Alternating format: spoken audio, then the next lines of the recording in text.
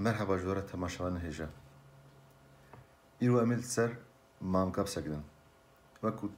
Vaka kutezanîn mamik berhemeka folklora Kurdiya hejaya. Li gerek herêma mamik weka şevbihêrka da weka ji bo keyfê an jî wextgurandanê hatiye bikaranîn. Niha jî hinek gunda li bajara mixabin gunda bûye mamik tên gotin. Lê mamik çi ye? Mamik destê xwe de pirsên helbestî ne. û tiştekî pirs dikin, an jî mijarekî pirs dikin, yek û vê pirsê dikin û bersivekî ji yê li dora xwe distênin. Leyîskeke xweş e, weke leyîsekî dewam dike û bi vî miqamî mamik dibin hem leyîska zaroka hem jî di nava mezina de jî, di nava kesên navsere de jî, zilama de jî, an jî jin û keçika de jî mamik tên gotin û vî miqamî insanê kurban ji vî miqamî ji wextê xwe dibûrêne bi xêra mamika. Heta niha tişta weke ez zanim di nav Kurdê Tirkî de mamik berhevkirina mamika gelek kêm bû. Lê bi xêra berhevkar Rênas Xemdekî û Dildar Botî berhemeke gelek xweş derket ew jî ji herêma me, ji herêma Botanê mamikên Botanê berhev kirin û 76 mamikên Botanê qeyd kirin. û her wiha bersivê wan jî qeyd kirin û çawa qeyd kirina ew jî nivîsandine û bi xêra vê pirtûkê êdî zarokê Kurda an jî mezinê Kurda jî em bêjin karin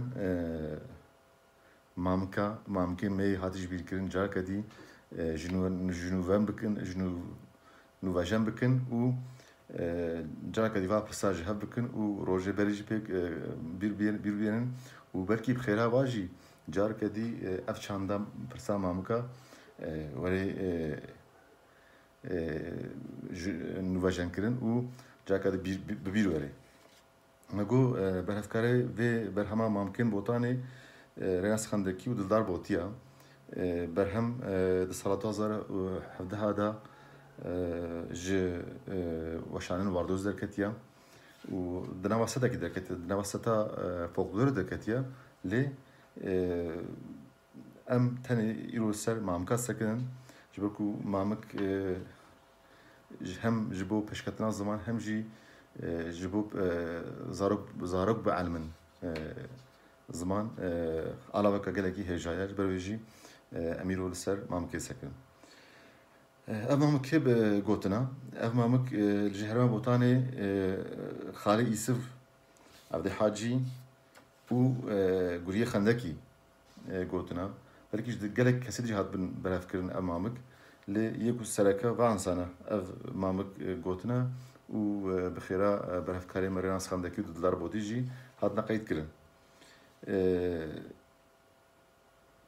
Pêşgotina vê berhemê ne weke pêşgotinên diye. Yek û pêşgotin nivîsandî an jî gotî çavkaniyê mamika bixwe ne. Ew kî ne? Weke min gavadî gotî Evdê Hacî, Guriye Xemdekî û Xalê Îsif in. Xalê Îsif û Guriye Xemdekî û Evdê Hacî her kesî li gora xwe mamik tarîf kirine. Ez ê yekî tenê bixwînim, ez ê Kurd bixwînim. Tarîfa li gora kesê ku ev mamik gotî tarîfa mamika çi ye em ê wê xwînin. Guriye Xemdekî hale gotiye. Yên pîr jî digotin wilê carekî em çûyan cem hiwa ji me re hinek mamik digotin û me jî ew mamik ji ber dikir. Vêja yên ciwan hevalê hev diçûn hevdû. Yani yên pîr ji me re digotin me jî hev re. Yên pêş ji yên paş re digotin wilê heta niha em dibêjin. Ferqa ji rû mêran nebû. Kî mamik bizaniyan em diçûn cem wan. Dawa me dileyîs jî keç û Kurd nav hev de bûn. Ferqî nebû. Ev bersiva pirsekî yani mamik bi her awayî di nav hemû kesî de dihatin gotin û weke leyîseka gelerî ya defkî bikardanîn û tabî sebebekî wê jî mamik هەلبەستی بوون یعنی نەگوتنێ ڕاست و ڕاست بوون ئاژی چیرۆکێت و درێژ بوون گوتنێ گەلە کورد بوون لە هاتی بوون و ژێرە ژیرایی لازم بوو ji ber wê jî mamik vî miqamî di nava gel de cihêgirtina. Vê cemî îro pênc mamika ji were ji vê pirtûkê pirs bikin û kesê ku ji va pênc mamika sê mamik zanî bin û bibin abonê kanala me Folklara Kurdan em ê vê pirtûka mamkên botanê ji were bikin diyarî ji were bişînin.